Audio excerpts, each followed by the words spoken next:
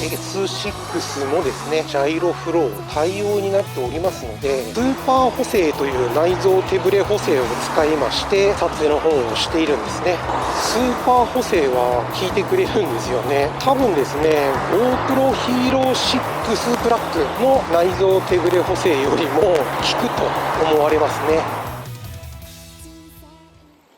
はい、皆様こんにちは。本日はですね XTU S6 を使いまして自転車の走行動画を撮っていきたいと思います。今回のお話はですね手ブレ補正についてなんですけれども、その中でもですね私が好んで使っているジャイロフローというですね手ブレ補正の件についてお話をしていこうかなと思うんですよね。でこちらのですねS6 もですねジャイロフロー対応になっておりますので、そもそもですねジャイロフローとは何ぞやというお方もいらっしゃると思いますので、簡単にお話の方をいたしますと、こちら XTU S6 はですね手ブレ補正の設定の中に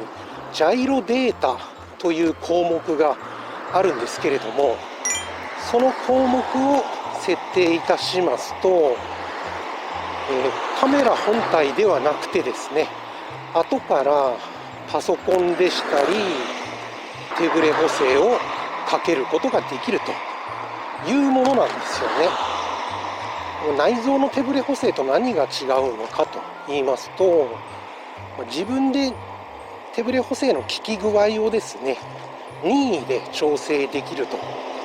いうことが大きな違いでしょうかね。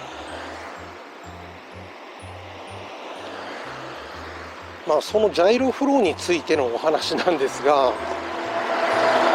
正直ですねこちらの S6 でジャイロフローを使ってですね手ブレ補正をかけた場合ですねあまり正確にかからないんですよね。正確にかかるものといいますのは、私が所有しているものの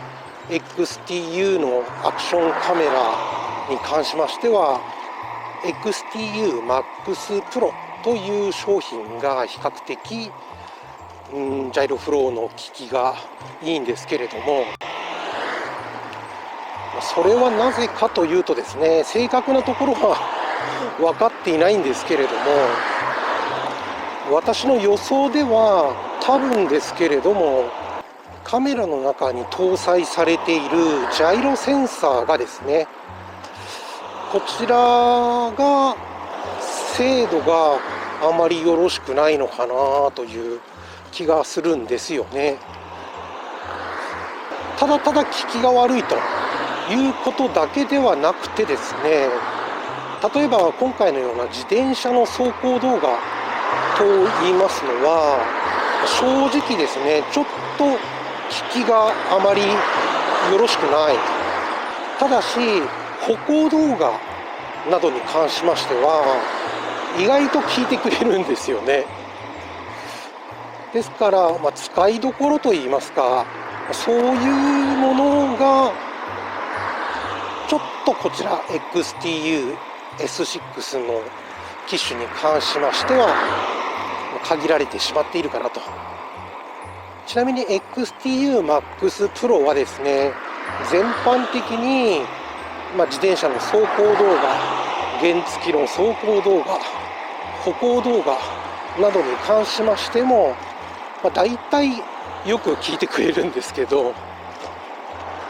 仮にですねその中でジャイロフロー対応というカメラはですね私が所有している中では、こちらの機種になりますね。その中でもですね一番聞いてくれるというのはですね、実はこちらの GoPro Hero 6 Black なんですよね。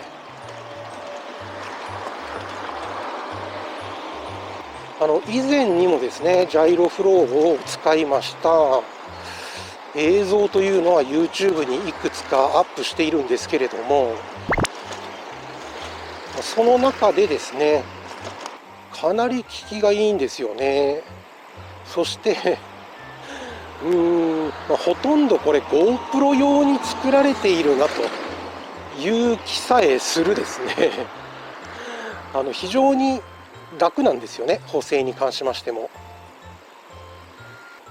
GoPro に関しましては Hero6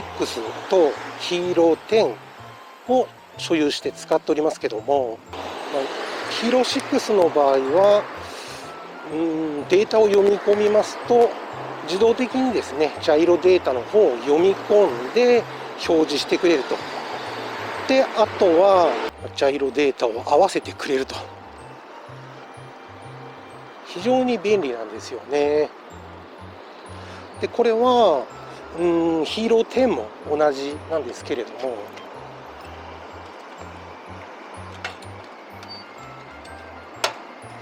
そして合わせたですねデータといいますのは非常に正確で、手ブレ補正もしっかりと効いてくれますので飛行機が飛んでる、丘珠空港のかな。まあそんなわけでほぼほぼですね GoPro に関しましては苦労せず補正かけることが可能なんですけれども、XTU の機種に関しましては、効きがいいですね。 MAX Pro に関しましてはあまり手間はかからないんですけども、S6 とですね、あと他に S2 というものも持っているんですけど、そちらの2つに関しましてはちょっと手間取ることもありますね。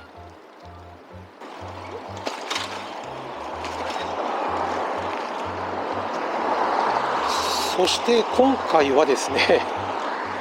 スーパー補正という内蔵手ブレ補正を使いまして撮影の方をしているんですね。自転車走行でしたら内蔵手ブレ補正でも十分に使えるのではないかなと感じますので、手ブレ補正の中ではですね、意外とスーパー補正は効いてくれるんですよね。多分ですね、GoPro Hero 6 Black の内蔵手ブレ補正よりも効くと思われますね。ただし画角の方が狭くなりますので、そういう点ではいろいろとですね違いの方は出てくるかと思いますけれども、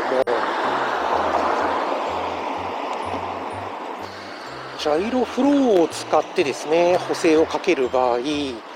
結構手間がかかることが多いので、そういう点ではですね内蔵手ブレ補正が十分に使えるというカメラに関しましてはありがたいですよね。使い方によってはですね、中華アクションカメラでも十分に使えるシーンというのはあったりいたしますので、はい、ということでジャイロフローをかけた映像になります。先ほどの映像と比べてですね、ちょっと画角が広くなっていると思うんですよね。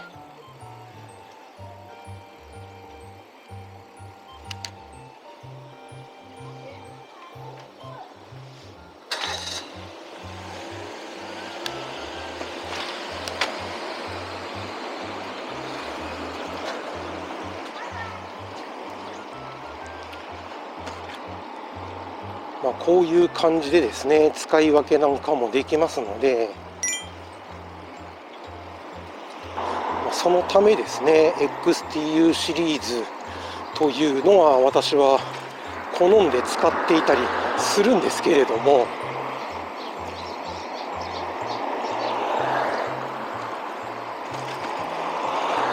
やはりですね、